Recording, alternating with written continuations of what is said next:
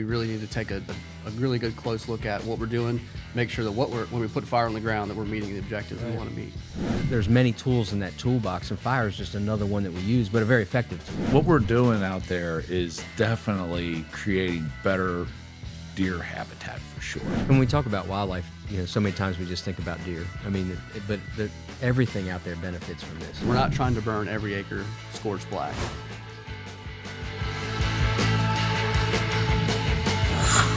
Hello and welcome to Call the Outdoors, the podcast of the Pennsylvania Game Commission. We're sitting here in the beginning of Prescribed Fire Awareness Month, and what better way to celebrate that and kick it off than to talk about what's happening across the state on our game lands. With us today, we have Brent McNeal from the Southcentral region and the manager of the fire program here at the Game Commission, Bryan Whitmore. And we want to talk about the whys and hows and what happens here in the Prescribed Fire program at the Game Commission, and talking about habitat and talking about the future and how it lends everything to our mission here at PGC. So we're just going to jump right into it. Again, being Prescribed Fire Awareness Month and all the work that we do here at the agency, I have two of the guys here that get the work done on the ground, and I'm just going to turn it right over to you, Bryan, if you'd introduce yourself and tell us everything about what you do here at the Game Commission. Sure, yeah. So my name is Bryan Whitmore. I'm the fire program manager here at the Pennsylvania Game Commission. On a daily basis, I help plan all the logistics, operations, everything prescribed fire, reviewing burn plans, helping guys answer questions in the field, making sure they have everything they need to execute prescribed fire safely and efficiently on the game lands. Now, what brought you to PGC? Because you don't have a Pennsylvania accent at all. I've been traveling around a lot. So born and raised in Western Maryland, went to Frostburg State University, studied wildlife and fisheries management, stayed there and got a master's degree in applied ecology and conservation biology. Then I got really interested in fire and forestry, and a lot of that stuff's in the South. So I moved to Tennessee for roughly a year. I was lucky enough to get a job in Georgia for the last 5 years with the now the Department of War, burning for some military projects down there. Were you down at Benning? Fort Stewart, just outside of Savannah. Okay. Yep, just making sure that all the ranges and stuff and habitat was in endangered species were getting managed appropriately so they could maintain their training. Wanted to get closer to home and saw this opportunity come up and was fortunate enough to get back to Pennsylvania. Awesome. Then we have the old timer here. He's been around a long time. How about it, Brent? Yeah, I've been around for a little while. Started here in 2004 as a field forester with the Game Commission out of Huntington in the Southcentral region. And I worked my way up through, and I've been an assistant regional forester now for about 10, 12 years, something like that, I guess. And before that, I worked for the U.S. Forest Service in Colorado. I was a firefighter too there, did a lot of initial attacks and stuff on all kinds of stuff. So when I ended up coming back to Pennsylvania, we really didn't have like true fire crews like we do now. So I just kind of became the inherited fire expert. They're like, well, you know what you're doing. I'm like, kind of, I guess. So, and that's where it all started. Awesome. Yeah. A lot of folks don't realize, a couple things. We have, I don't know how many, 900 employees or whatever it is. And, I know both of you guys like to get out there and chase animals too. You're hunters. And so many times, especially with fire and it's misunderstood. And that's why we want to talk about today. And a lot of things that y'all do on the ground. And when we all look at, our jobs here and our lives and what we're all about, it's leaving it better than we found it. And when you look at prescribed fire, when you can look at it at the long range effects and what happens over the years, I think that's what we want to get through today. But, I'll pass it to you, Bryan. You talk a little bit, or both of you, about the history of the fire program here at PGC and where it came from. And I know, Brent, you hit on earlier where it didn't really have one when you got here, but right. We've come a long way in 20-some years. Yep. Go ahead, Dave. Yeah, so when I started here, we mostly just burned a lot of warm season grass fields, and they were small. Like, I remember starting on some burn units at Raystown Lake, and literally we took a 5-acre field and split it into 10 units. And that was the level of comfort our crew was good with. And then as time went on and our training got better and our equipment got better, we started being able to all of a sudden burn all 5 acres of that unit. And then all of a sudden we could take that 5 acres and combine the 5 acres beside it and the 10 acres behind that, and we could do all 20 acres at one time. So our efficiency picked up quickly. 2000 in the late 2000s, 2009, 2010, our program ramped up more, and our training increased, and we started having some of our employees, myself being one of them, that started working into more qualified burn boss roles, and we started in going into the woods more often, doing a lot more oak silviculture burns, scrub oak, pitch pine burns, and it just kind of blossomed from there. Yeah. So to talk about the current status of the prescribed fire program.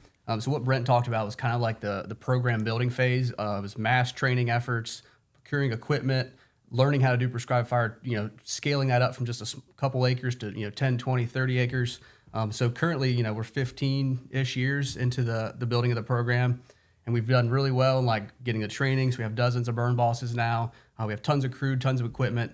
But I would say now that since I've gotten here, it's been pretty evident to me we need to transition to more of a refinement phase of the program, where we're really looking at the objectives, how we're implementing burns, the scale we're implementing burns, how we can move into maybe different seasons other than just the spring to really, get the objectives or achieve the objectives we want. So maybe more growing season fire.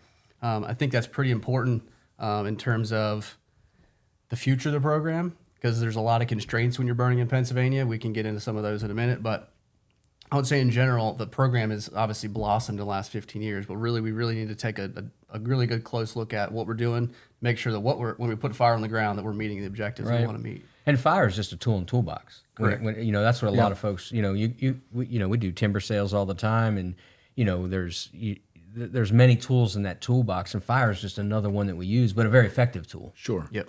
I mean, one thing that's interesting too is like, there's a lot of research. There's been a lot of research on prescribed fire, and a lot of the research that was been conducted is like Missouri, the Southern Appalachians, but not a lot in Pennsylvania, essentially, because we've just been burning for 15 years.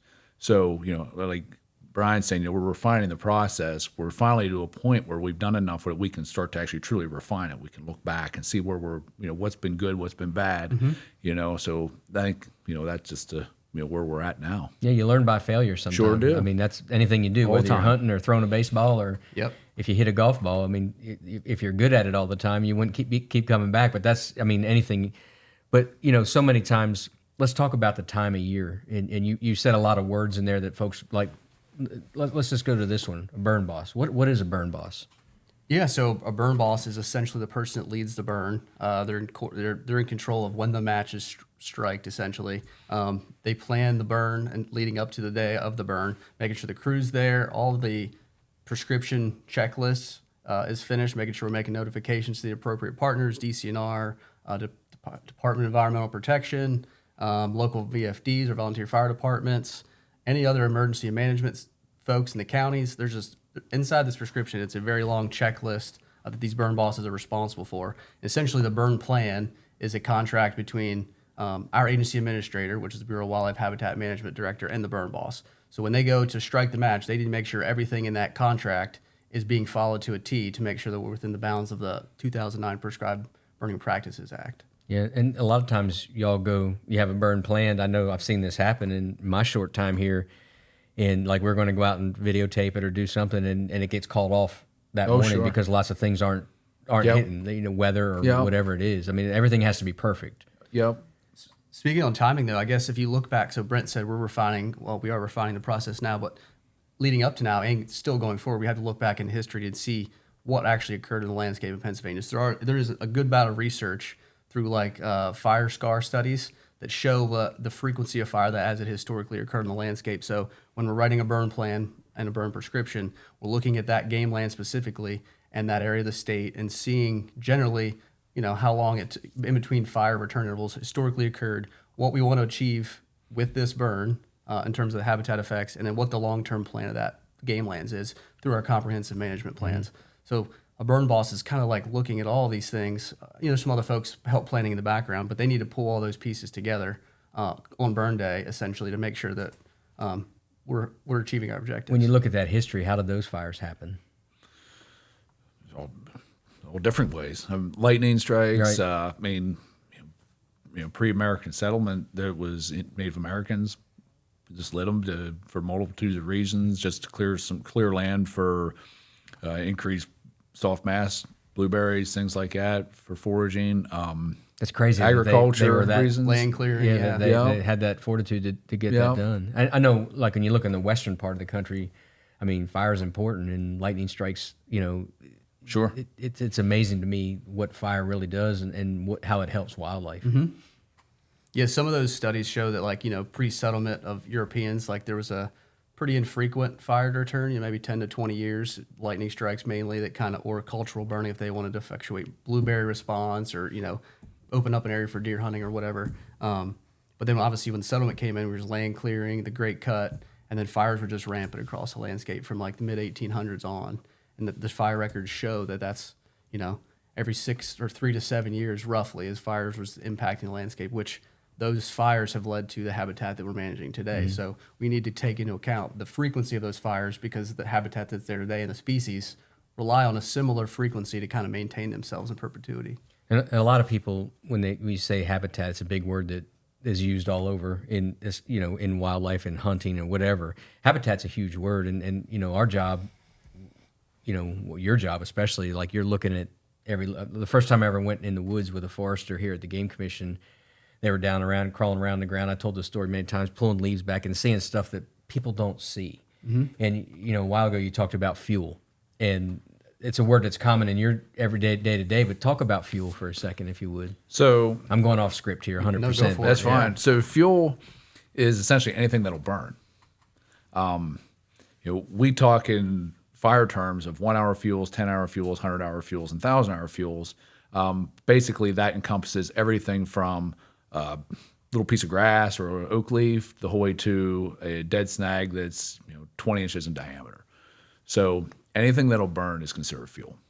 And that's part of the prescription too, is the Yes. fuel that's in that area. So just let's get away from this for a second and talk about burn day, like everything that happens on burn day. Like you talked about the prescription. What is the perfect day, time of year? Like if you had all the perfect scenario on burn day, what would it be? You mean if I had to pick one? Yeah. Okay, if I had to pick one So day. I just want folks to realize what so goes to me, into it. a perfect burn day would be a day that's like got some stability in the atmosphere, some stable clouds, real low winds, like 0 to 5 miles an hour, relative humidity, 30%, 28%, and high temperature of 62.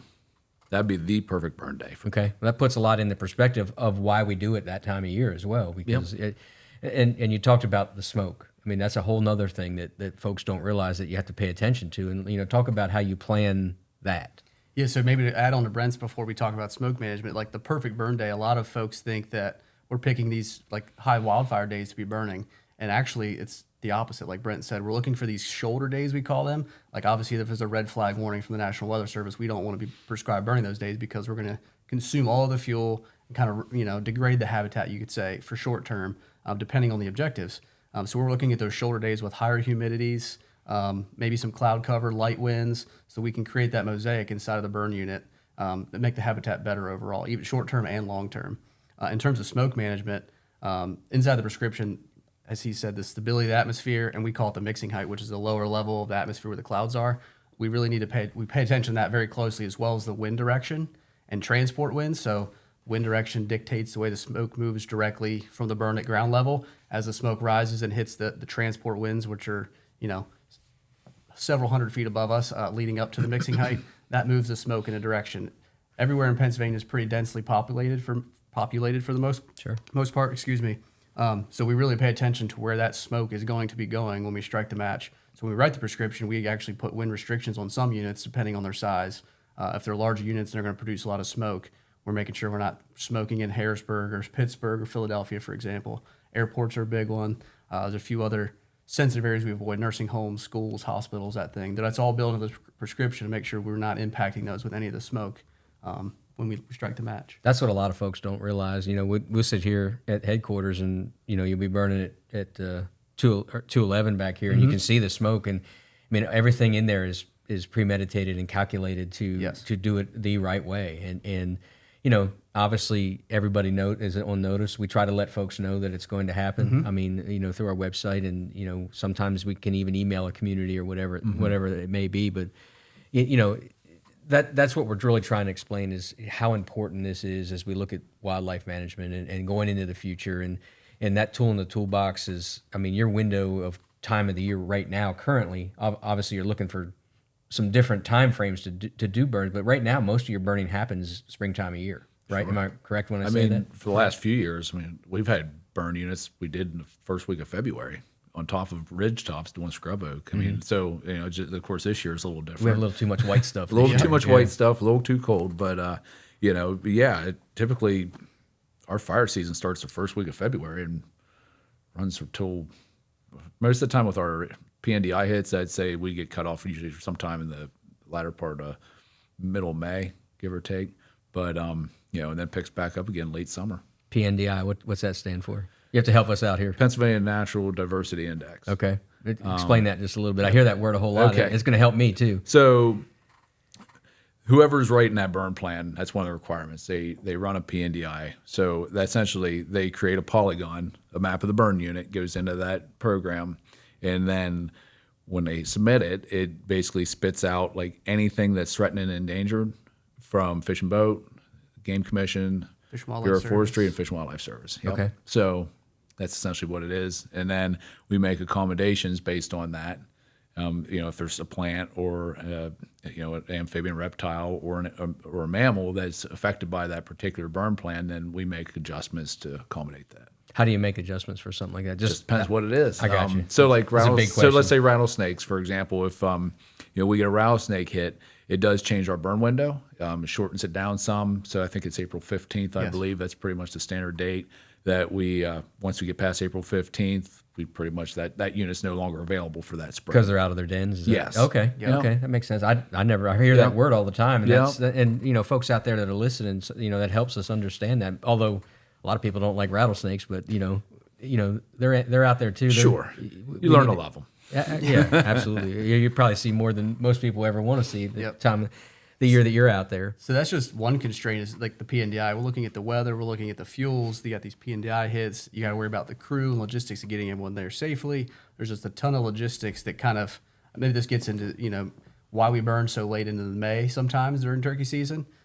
Sometimes those windows aren't available until like that one perfect day comes where everything aligns, crew, weather, restrictions from PNDI hits, where we can get everyone there, execute that burn to meet our habitat objectives. So it's also important to note, like, we're not purposely trying to burn in May most of the time. We want to get that done in February if we can. But sometimes due to all those restrictions, we don't want to smoke in something. We get pushed back sometimes into turkey nesting season. Yeah, and that's a question we get. I get it quite a lot personally about, why y'all burning up turkey nests? And it could happen. I mean, it does happen. We know it does. But when you look at the long range, talk about what when you put fire on the ground this year, talk about what happens and why we do that and what we're looking to accomplish when we put that fire on the ground. I would say the objectives vary unit to unit from Right. burn plan to burn plan. So in general, unless it's a silvicultural burn, which Brent can maybe touch on, we're not trying to burn every acre scorched black. It's built in. So for example, maybe I can reference the last year's aerial burn in the Southwest region. The objective there was to create canopy gaps of 50% across the entire 2,000 plus acre unit. So we picked a moderate weather window day, like 1 or 2 days post substantial rain. The fuels were kind of wet. So when we did use the helicopter to ignite the burn, it burned very patchy. It created the pockets or holes in the canopy. Those pockets killed the mountain laurel, opened holes in the canopy, which allowed herbaceous vegetation to regenerate, which kind of kept that, because it was really good cover to begin with, but you're missing the food portion that most wildlife need to survive. So that burn was really helping regenerate a lot of browse for deer and other species. It also created better cover for small mammals, game birds, and as well as turkeys. So turkeys really love burned edges. So We're not going to talk about that. giving all my secrets away. Yeah. So people think, I kind of want to tackle this perception on too, is we're burning 2,000 acres scorched black. Really, we're creating a mosaic burn. It's built into the prescription. And so really, if you look at the science, 40 to 60 acres is roughly the ideal size. Checkerboarded for turkey habitats. You have nesting, brooding, foraging, all close proximity. We're doing that at a 2,000 acre scale by dictating weather parameters and fuel availability to make sure that it burns in that exact mosaic, just at a larger scale. So those turkeys have refuge in all that edge burned and unburned areas. Some spots burn hotter, some burn lower intensity, and some don't burn at all. Right. So it just really comes down to the individual objectives written in that prescription. But when we're doing an aerial unit like that, or even a larger drone or hand burn unit, we're not trying to do scorched earth black. There's a lot of other objectives we're trying to meet in there. Right. Maintain wildlife. I know, like when I had to go at my house, if I had to take a rake and lift the leaves, I mean, even in hot summer, I mean, it's damp down there. Sure. It'd be hard to get fire down there. Right. And I'm sure that leaf litter, as it gets thick, I mean, it's tougher and tougher. And, Yes. and that's probably where you have to come back annually, I would imagine, in some of those places. Yeah, I mean, like, to touch on some of the silviculture stuff with burning. So, like, when we're trying to tackle something and using fire as a tool, with a silvicultural objective. Before we talk about silviculture and what that is, Silviculture would be the professional active forestry. I don't know, something like that. Sure. But Trees. anyways, yeah, silviculture is trees. So we're working inside of an area here, let's say inside of a deer fence, and the birch is overtopping the oak regeneration. Of course, we're trying to improve wildlife habitat, so we're trying to grow oak trees, not birch trees. I think most sportsmen can agree that we'd have oak trees to hunt around than they would birch. So, and that's inside a fence. and that's inside a fence, right, where there's no deer. There's no deer, Right. but eventually the fence is going to come down when the oak trees get high enough, hopefully a couple years post burn. But anyway, so after we run a fire through there and it kills all the small stem stuff, and we want it to be uniform across the entire project area. I would say that the thing I look for, like after the burn, is that first 2-3 months post burn, at the end of that growing season, to really see where we're at, what birch resprouted, how well the oak responded. Typically, oak's root colors are a lot better than birch and is a lot more fire tolerant. So that good root system puts off a shoot real fast. Birch, not so much. Might sprout up a little bit, nothing crazy. And then we just monitor that, and hopefully if we don't have to do anything else and we can just allow that to mature, then take the fence down, everything's good. If the birch comes back a little bit, we may have to incorporate a second burn. Usually the second time we go in, usually that second entry does take care of the rest of the birch. We'll just have to keep the fence up a little bit longer. I know. Coming away, just talking about fire real quick, and this is just probably redneck hunting science, but I remember when I first started doing food plots a long time ago, it was recommended to burn them, to get rid of any of that seed bank that was and the more you did it, the more you got rid of some of those weeds that show up that drive you crazy. And I'm sure it's the same way. What you're saying right there is like when you do it multiple times, some of those unwanted species of trees in there that are that really don't do any good for wildlife, you can help get rid of them in layman's terms, if you Right. will. I don't know if that's right or not. I'm trying to weigh in on it a little bit. Yeah, for sure. Maybe to get back to you said like the leaf litter depth. That's a consideration we take into account, especially on first entry. We call it for like first time we burn a unit. And really, in reality, these units probably haven't been burned in 100+ years. And we talked about the historical fire returns, so they're missing several fire disturbances potentially over their life cycle or rotation length, whatever you want to talk about. So when we go in there with fire for the first time, we're battling, jackpots or just severe fuel loading, I guess you'd say. So it's really tough to mitigate almost on the first burn. So that's why we really dial it back and make sure it's a cool, moist day, burning patchiness, make sure we're not just in there scorched earth wildfire, killing the overstory, stuff like that. So Right. the first entry is really crucial that we nail, which is part of this refinement process, going back and looking at what we've been doing historically in some of these first entry areas or transitional areas where we want to make a forest into a woodland or savanna, like where we've been successful, where we've not been successful, and refine our objectives to make sure that, we're successful going Right, forward, making sure we're doing the best we can. So just for lack of a better thing than to understand, let's say a white oak dropped this past October, and it starts to sprout. How long till that white oak in pretty deep leaf litter till it becomes a tree? Till it becomes like a real tree? Well, just till it comes out of the ground. If it drops this past fall, and I would say May, you'll see it coming back up, and that would be considered new oak. Okay.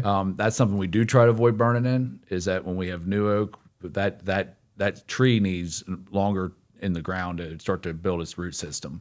So we really don't want to try to bring fire into a oak forest with the goal of regenerating it and having that be part of that particular cohort of regeneration to be part of that next stand until the root system is well established. Which takes quite a while, doesn't it? It just kind of depends. I mean, a lot of variables there are just the soil type and growing site quality. But 3 or 4 years, that seedling gets well developed and is at that point ready to move up.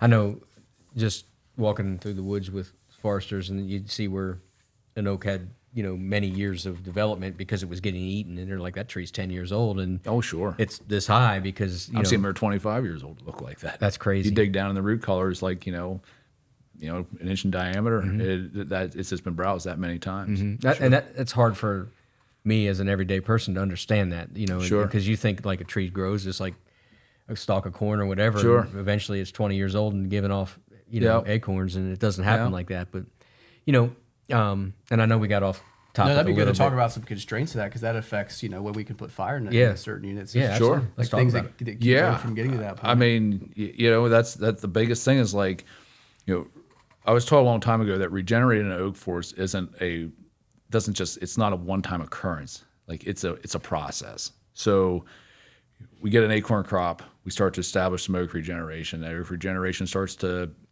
mature a little bit and starts to go from being a new oak to an established oak to a competitive oak. And these are forestry terms, but basically from a real skinny little seedling to one that's about 3 or 4 feet tall, that's a 1/4 inch in diameter, I would say would be considered competitive.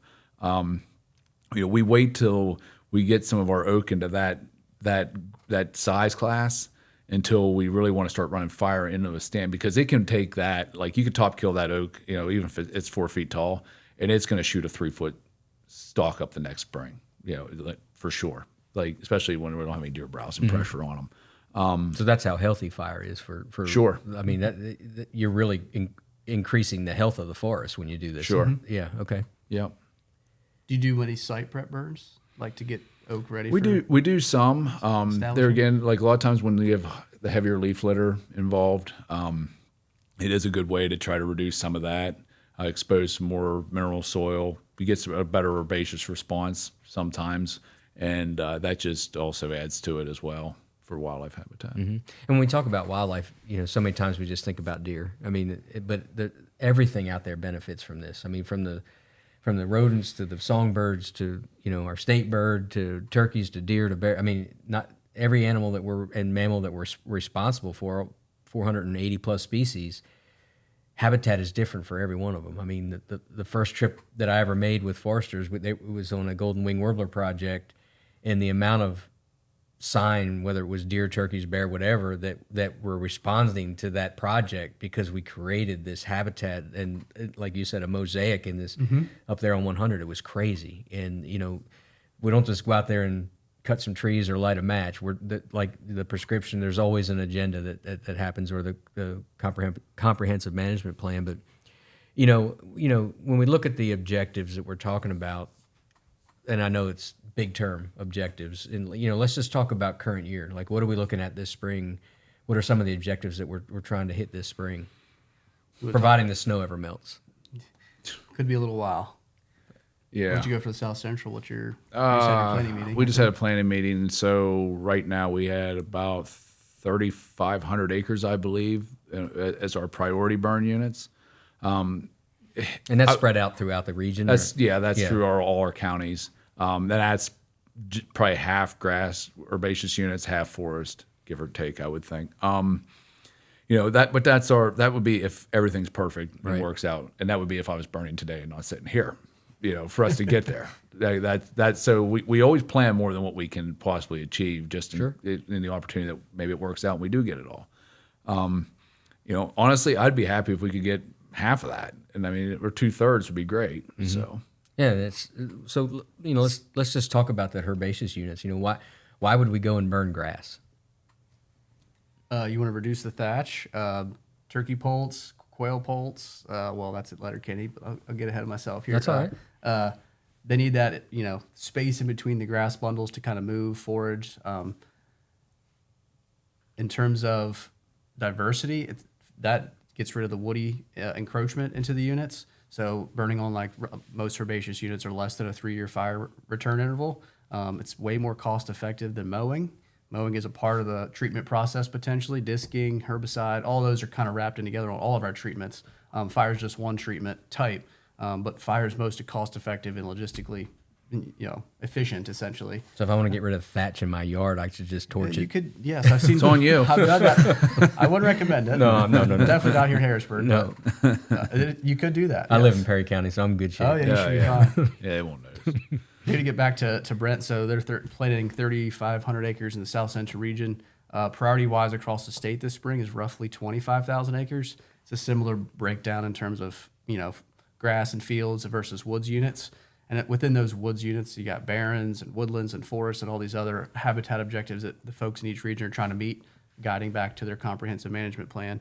On average, we're burning roughly 11,000 acres. So like Brent said, he'd be happy if we hit half. We're hitting half.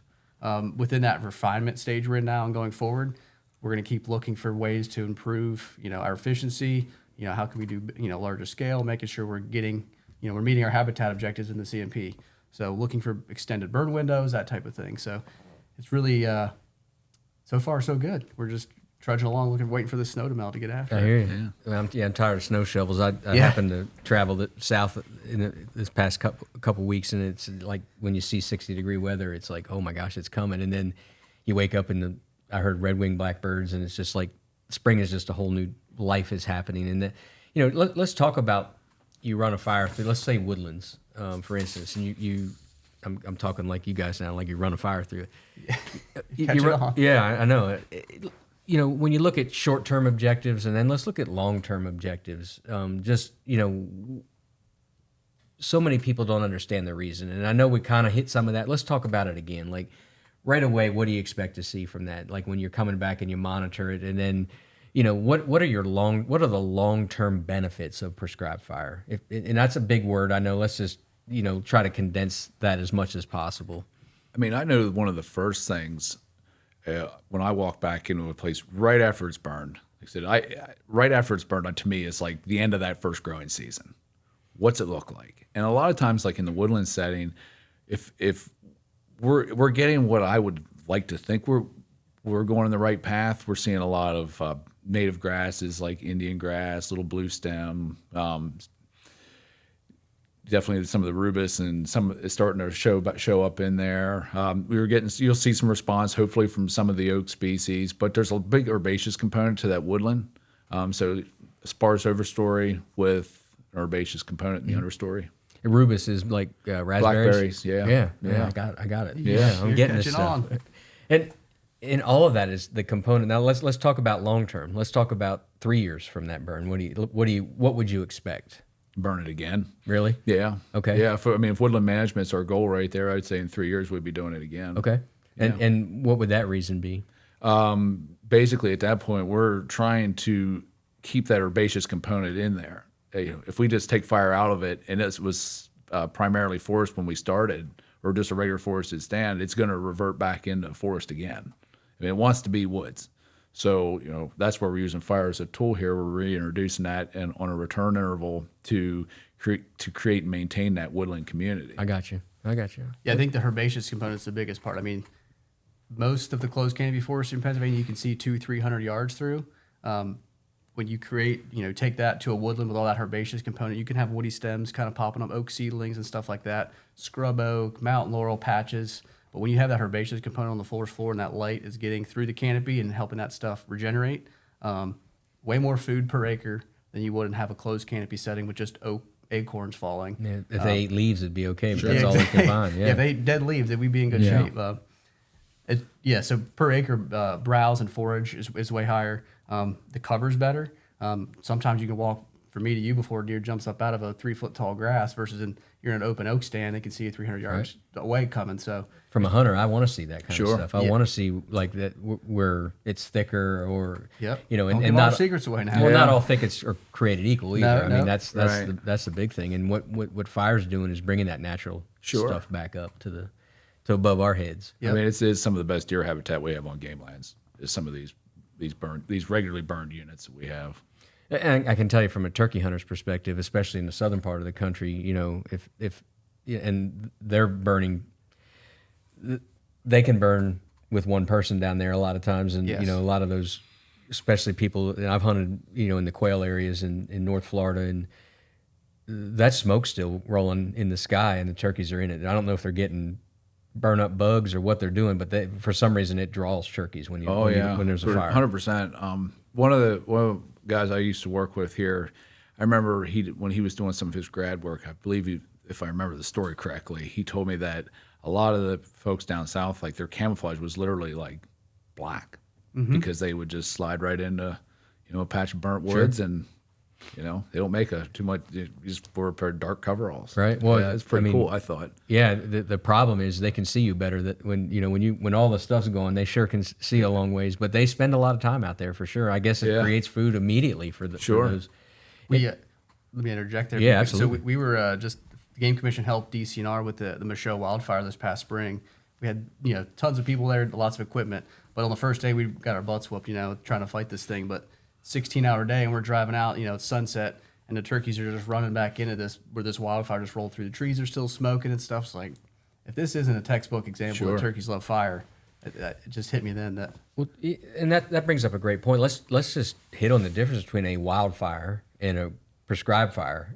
Some people see it the same thing, and it really isn't. I mean, you were talking about scorched earth. If we could just touch on the difference of the complete difference. And obviously, sometimes our fires probably get too hot. I mean, it can happen. But let's hit on that if we could.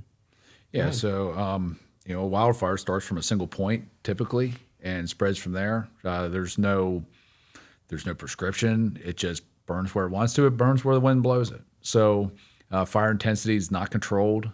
Not saying that all wildfires are a detriment to all habitat conditions, but there's no control to it.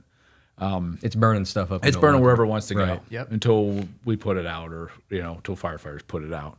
Of course, prescribed fire is completely different. Instead of that wildfire, we're trying to put a box around it. We already have a box, so we're just working it inside that box. That's the biggest difference as far as how they burn and how they respond as far as fire intensities, things like that. Yeah, so if you look on the news, if you see a wildfire, it's typically in California or Australia or somewhere where it's just like we call a crown fire. It's running through the canopies of trees. Never, and PGC is not going to have anything close to that. Our fire flame lengths are less than 4 feet, and that includes all the habitat types we're trying to manage. Once you get over 4 feet, which we may do occasionally if we have a specific habitat objective, but for 99% of the time, our flame lengths are less than 4 feet.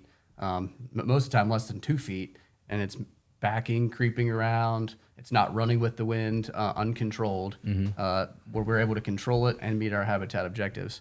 It's also, Brent got me thinking, so when I first moved to Pennsylvania, you got to get up to speed on the history of fire in Pennsylvania. We're managing the fire program for the Game Commission. So I started doing some research, and it's pretty astonishing when you look back into history how many acres actually burned in Pennsylvania. Post-European settlement, with their land clearing and kind of develop the habitats we have today. So roughly 300,000 to 400,000 acres on average back in the 1800s, early 1900s, before we really cracked down and started suppressing fires. So it's pretty eye-opening to think if you think about that today, just 300,000 acres of wildfire moving across the landscape of Pennsylvania. It's hard to imagine. Right now, for context, we're at less than 5,000 acres of wildfire. It'd be pretty awesome if you could close your eyes and go back to that time and see what Pennsylvania looked like back then. Sure, I mean, and I know, I remember first trips again with Dave Gustafson, and we were looking at timber sales and fire. He was showing me all kinds of different tools in that toolbox, and he goes, basically, we're trying to create natural disasters. That's what we're trying to man-made create when we go in there and do this, because that's what creates new timber. Like you look at a beautiful hardwood ridge, it's nothing but oak trees.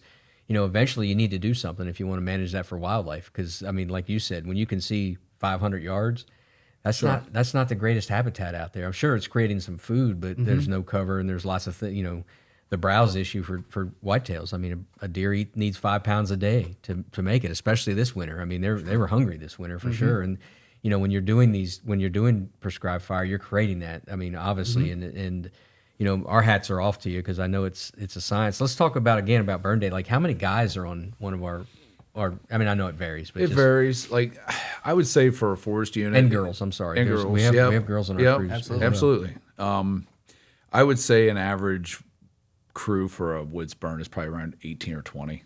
I would say most of the operations I've done. I mean, I've had more, I've had a lot less, but 18 to 20.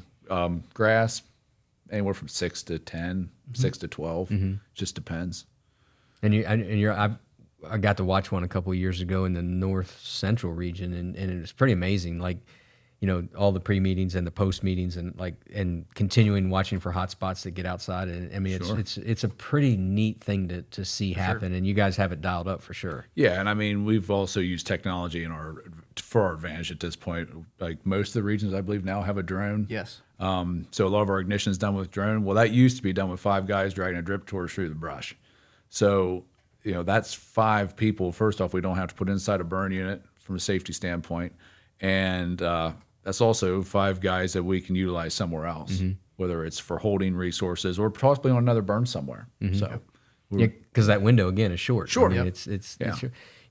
We get a question too a lot about like burn ban days, and we'll see there's a burn ban across the state, and we can burn. I mean, we do prescribe burn. Let's talk about how we can do that and why we do it. Sure. So maybe I'll kind of give the context. So I believe it's under the Forest Fire Protection Act. Counties can implement burn bans. How that process works is 50% or greater of the fire chiefs in that county can recommend a burn ban for whatever reason. They're responding to dozens of wildfires or brush fires. They make that recommendation to the DCNR district forester. DCNR district forester takes that recommendation to the county commissioners. County commissioners vote to enact a burn ban. Most of the time, this process is reactive versus proactive. So the volunteer fire departments have been responding to numerous fires. They're taxed, tired, depleted of resources. So then that's when they push the request forward. What happens for us though a lot is, and burn ban gets enacted for 30 days. It can be enacted again for extended for an additional 30 days. So within that 30-day window, conditions change drastically, even in a couple days. For example, snow could melt in the next 2 days and sun comes out and we could potentially be burning. If the burn ban was enacted for the next 30 days and we get this shift in weather or fuels where we can be burning, then that's where the conflict arises that we have to work through, trying to meet our habitat objectives with those narrow prescription windows that we're in prescription, but there's a county burn ban. So maybe I'll let Brent kind of talk through how he works through that conflict. So it seems to me like a lot of the times when there's a burn ban enacted, there's almost like always rains like the next day. Yeah. And it's 30 days. So that's how we know there's a higher power. Yeah. I mean, when you really think about it. Yeah. So the biggest thing is communication with with DCNR, the local fire departments. Luckily, I guess from being here forever, like the old guy, like you said at the beginning, I have pretty good communications with the fire chiefs across at least Southcentral Pennsylvania. And I'll, talk to them, talk to the county commissioners, so that it's upfront. This is what we're doing. This is why we're doing it. And this is the type of a unit we're working in. High fire, when they're chasing wildfires all over the place and it's really that dry, we're not burning that. Yeah, that's something to be important to note, that like we're not working inside of a burn ban when it truly is high fire danger. That's when you see the Smokey the Bear sign with it all the way. When it's on the red. Yeah, when it's on. Yeah, when the arrow's on the red. No go. Yeah. So, anyways, that's important to make sure that people know that we're burning on when conditions moderate, and we're in good communication with the public or with the agencies and the jurisdictions. Yeah, we get a lot of calls to dispatches. When there is a burn ban out there, and I'm sure you all know it and hear it. But I mean, there's nothing reckless that we're doing out there for sure. No, when Brent starts making his planning calls in the region during a burn ban, he also notifies me, and then he also conducts an extra risk analysis. Making sure that all those extra boxes are checked. He's talking to the right people. We've kind of double checked that the prescription, you can still meet objectives even though, they're saying that we're in a burn ban. Obviously, we don't want to do anything that escapes our prescribed fire unit and causes issues for, local communities or the public. So there's just extra steps we also have internally when we're in a burn ban to make sure that when we step outside of that, I talk to our partners at DCNR, let them know that, hey, we're going to move forward with a prescribed fire on game lands, 48 or whatever the game lands is. It's currently in a burn ban, but here's why with that checklist that we're going to proceed. It just helps with our partnership, and then obviously Brent's checklist, make sure that all his ducks are in a row when he strikes a match. We talked about a lot of the things, the whys and the wheres, and let's look at it from the hunter's perspective, Brent, if you will, and why is our prescribed fire program so important to hunting? So, I guess I'll try to get a little more specific. So let's talk about a hunting species that a lot of guys hunt, guys and girls. White-tailed deer. It's a keystone species. Yes, it is. And honestly, one of the main reasons why I wanted to come work for the Pennsylvania Game Commission was because I love to hunt white-tailed deer and I want to be part of this. So, and making habitat better. And the thing that I really like about the results I've seen with our fire program, and we'll go into some of the woodland management and the scrub oak, pitch pine, barrens management. Like when I think of that, when the cover we're be able to manipulate here to create that environment, it's the same exact cover like types that I look for, like when I go to Illinois or Ohio. That grass mixed with regenerating oak, and it's just that thick stuff, but yet with some openings in it and things like that. Like what we're doing out there is definitely creating better deer habitat for sure. And when you see that the first time you went to the Midwest and you saw that, your eyes, like I know exactly what you're honestly, talking about. I'm looking at it right now. It kind of looks like a lot of what I see in the understory in our woodlands is real similar to what they call set-aside fields out in the Midwest, crep fields, like where it's like saplings and grasses and things. It looks a lot alike. And so from a habitat standpoint, it's like the carrying capacity increases, the food capacity increases. Some of the biggest bucks I see on state game lands come from those areas. So when you kind of have an inside, I mean, it's your job. It's fringe benefits of having a job. So like you go back there and look when you do these projects, you go back and check it out, I'm sure. I mean, sure. And the information that's out there today in mainstream media and sure. I was riding with a guy a couple weeks ago, months ago, that worked for DCNR state in a state forest. That he's a forester there and chases big bucks. Corey Galvis, I don't know. I know Corey. Okay, yeah, we went to school together. Oh, okay. Yeah. So he was showing me all the cuts of his, and he's like, Yep. he said there is a trail camera on every timber sale that I've had in the last, because people know. I mean, they know where the deer are at right Sure. now, and it's important. Like we get so many comments. There's no deer left. Everything changes out there. Sure. I mean, tremendously, and we got to stay on top of that. And we can talk about all that stuff, but pay attention if you're hunting game lands. Look at the places where, Sure. I where mean, these things are happening. And the thing is now with the technology, like OnX shows you, like where it is. Branch. It is. Like anybody, like everybody that hunts, at least the guys I hunt with, everyone has that. So they just turn it on. They just turn on the treatments on state forest, state game lands, and it shows all the timber sales. I think the burn units are on there if I remember correctly. I'm not sure about that. But I know also this. I know the timber sales are for sure. So like you said, the habitat, the treatments are right there at your fingertips. I mean, that's, when we look at our partners, DCNR, I don't know what their objective is with fire or anything like that, but ours are directly related to to wildlife and habitats. That's our mission. And, that when you look at prescribed fire, again, it's that tool in the toolbox. Absolutely. I know you wanted to hit on some things before we get out of here. Can I just echo what Brent said? So Absolutely. I just spent 5 years in Georgia, and it's pine savanna, so open canopy pines with like shrubby, grassy understory. And like if you went to a pine plantation, closed canopy, nothing on the understory, I definitely wasn't hunting there. But when I first moved to Georgia, coming from the mid-Atlantic, I didn't really know what to be looking for in terms of habitat and where to find the deer. After the first year or two, kind of had a mentor show me around. I was consistently killing nice bucks out of a pine savanna where all this thick, habitat was due to like repeated prescribed fire. So the principles are the same. Even when you move back here, like the thicker the habitat, the better the deer hunt. Is pine straw like is as a fuel? Is it a little bit different than leaves? Yes, it's more flammable and becomes available much quicker. That's why in the South every day is a good burn day because you can burn at 80% humidity. 6 hours after rain, I've actually burned units. It was raining. Wow. As we were igniting the unit. You get back into Pennsylvania, the oak leaf litter, or when you get into some of the mesophytic species like red maple or birch, it's got to be much drier for those leaf litter to burn versus pine straw. And does fire mitigate? Go ahead, keep going. Does fire mitigate when you get to that damp leaf litter at the bottom? Does fire help mitigate that dampness that's in there, the soils at all, or?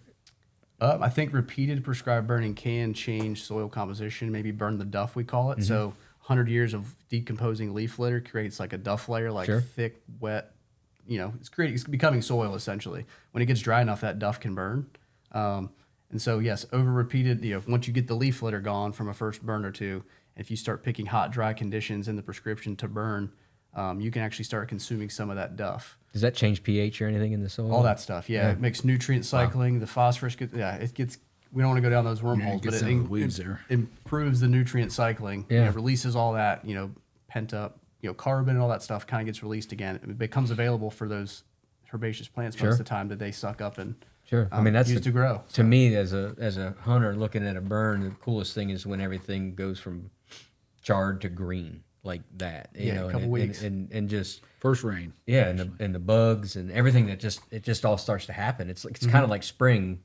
All the snow melts, and all of a sudden, daylight hours are getting longer, and like life just happens again. That's what I look at a burn unit as, and then to see the long term effects, like you were talking about, where we're whether we're growing oak habit, oak forests or fields, and grasses and forbs. That's a term that took me a long time to realize that forb is a fancy word for flowers. Yeah, but, pretty much. But deer love them. Yeah, I mean, that's awesome. I know there's some other things you want to talk about, more like on the private side of things, and like a lot of questions we get from private landowners. Yeah, so I do a bunch of outreach events across the state. As I'm traveling around, the Game Commission truck gets stopped by people, and they always ask, "Can you burn my land for me?" We cannot burn your land for you, but I'm glad you're asking, because in the last 2 years, the Pennsylvania Prescribed Fire Council, because of the Prescribed Fire or Prescribed Burning Practices Act, have created this program called the Certified Prescribed Burn Manager Program. It's a part, in the Prescribed Fire Council is all these different agencies, DCNR, PGC, TNC, other partners, but this Certified Prescribed Burn Manager Program is a certification process for private landowners, consultants, et cetera, where they can become certified, and once they are certified, they get liability protections from the state to implement prescribed fires safely. So part of that training is it's 40 hours of online firefighter type 2 training, which all of the Game Commission fire crew has. And then it's a 3-day or 24-hour class with several instructors. We kind of get into the burn plan writing, what to put in your prescription, how to write objectives. We go look at burn units and kind of talk through some things, how to put in fire lines, what type of equipment you need, all that stuff. So when they graduate that class, they can go write a burn plan and do some check-off burns, we call them, with certified mentors. I think it's 2 or 3 burns. And once they do their check-off burns, write a burn plan and have that checked, make sure all their safety's in line, they can essentially submit all their stuff as a package and become certified. Once they're certified to burn and implement prescribed fires at low complexity currently. The council is going to be working on how to get folks to moderate complexity, so I don't want to dive down this wormhole, but right now we're kind of, the scale changes, as the fuels change, if you start burning in a woodland with all these different variations in structure between forest floor, mid-story, and overstory, we don't want crown fires. We don't want flames moving up into the canopies, which could happen if you pick the wrong day to strike the match. So once you're a certified prescribed burn manager, you can start implementing low complexity burns, mainly in grass. But there's going to be a process eventually where they can start implementing moderate or wooded burns, which is going to open up prescribed fire in the private sector in Pennsylvania, wide open. Sure. Because there's a ton of acres out there that folks want treated.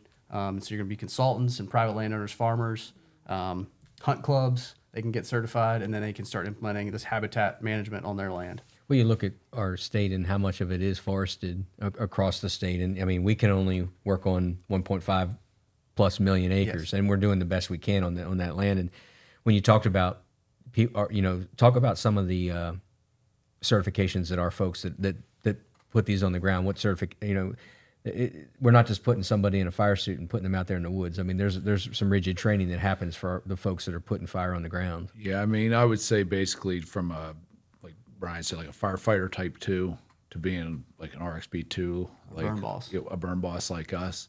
You're looking at 10 years training. Oh, wow. I'd say when it's all said and done from start to finish, that's it. I would say that's pretty. Yeah, so a burn boss, it takes hundreds of hours of classroom training, and then I would say thousands of hours of experience, documented experience through task book completion, which is like a checklist of what you have to do to lead a burn and lead people and make sure you're picking the right day. So like Brent said, it's not like I'm going to join the Pennsylvania Game Commission and be a burn boss next year. It's a dedicated group of folks that have passion, that want to aspire to that, and the program wouldn't be successful without burn bosses or fire leadership in general that even get to those intermediate stages of leadership to execute these burns. Yeah, that's awesome. I mean, and hats off to all the employees that are out there that just want to leave it better than we found it, for sure. Yes. Maybe one other thing I'll add. So absolutely, we have the first ever Prescribed Fire Festival is going to take place April 18th at the Middle Creek Wildlife Management Area. The rain date for that's going to be April 25th. So these CPBMs that are already certified, I believe there's 8 or 9 of them across the state, but we've had 2 classes already. some of those folks are gonna be there. So if the public wants to come out and get in contact with some consultants, let's maybe start burning, meeting some of their objectives, whatever they may be. We're also gonna do a live burn demo for the public. Oh, cool. To show them, from test fire, which is when we strike the match, to how we move crews, how we ignite, why we're doing that. There's gonna be some guided tours, food trucks, vendors. It's gonna be a whole Big old fire party. Yeah, big old fire party. There you go. Exactly. We may even get a bonfire going at the end of the day. Hit the dates on that again. April 18th, at Middle Creek Wildlife Management Area. Okay. And the rain date, if it rains, you can't do the fire demo, will be April 25th. Okay, and you can check out our website too. Yes. We'll have that information on our It'll be website. posted there. That's pretty incredible. We'll have to get the guys down there with some cameras and get some pictures as well. That'd be good. Yeah. And then maybe my final closing would be like, thank you to the Pennsylvania or the prescribed fire leadership, like Brent and the other guys that lead the burn bosses, and then the entire crews. Without the crews, we wouldn't be successful or be able to implement all these habitat treatments with fire across game lands. Right. Well, thank you, gentlemen, for coming and joining us and enlightening us on everything that happens. It's sometimes, when everybody's doing it for reward somehow. Most of it's for ourselves to leave it better than we found it. But I encourage folks that if you run into somebody out there that in one of the yellow suits that you see on game lands or whatever, thank them for working hard to make it better out there for all Pennsylvanians and for all wildlife. But thank you all for your dedication to the Game Commission and to the future of wildlife and hunting and trapping. Thank you. Yep, thank you. Yeah, man.